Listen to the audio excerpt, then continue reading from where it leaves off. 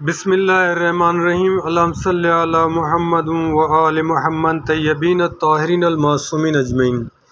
جناب سرکار دو عالم حضرت محمد مصطفیٰ صلی اللہ علیہ وآلہ وسلم نے فرمایا، دنیا کی مثال ایک درخت کی سی ہے جس کے سائے میں کچھ دیر مسافر آرام کرے اور چلا جائے۔ دنیا کو ایک سرائے سمجھو جس میں کچھ دیر قیام کرنا ہے، یا دنیا ایک وہ دولت ہے جو خواب میں ملی ہے، جب آنکھ کھلی تو پھر کچھ بھی نہیں، اور صحیح آنکھ تب کھلتی ہے جب آنکھیں بند ہو جاتی ہیں۔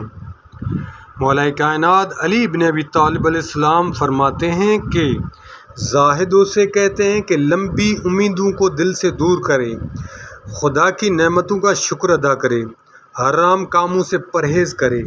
امیر المومنین حضرت علی بن ابی طالب علیہ السلام نے اپنی مزدوری کی کمائی سے 1000 غلام آزاد کرائے۔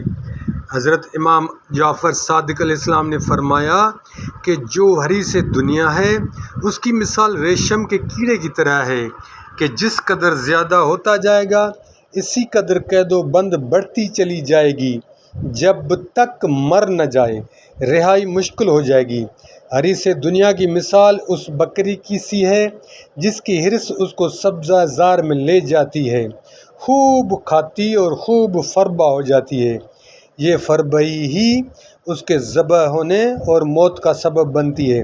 یاد رکھ، جب پیش پروردگار حاضری ہوگی تو 4 چیزوں کا تجھ سے سوال ہوگا۔ نمبر 1، جوانی کس کام میں گزاری؟ نمبر 2، عمر کس کام میں صرف کر دی؟ نمبر 3، مال کہاں سے حاصل کیا؟ نمبر 4، مال کہاں خرچ کیا؟ لہٰذا جوابات کی تیاری کر۔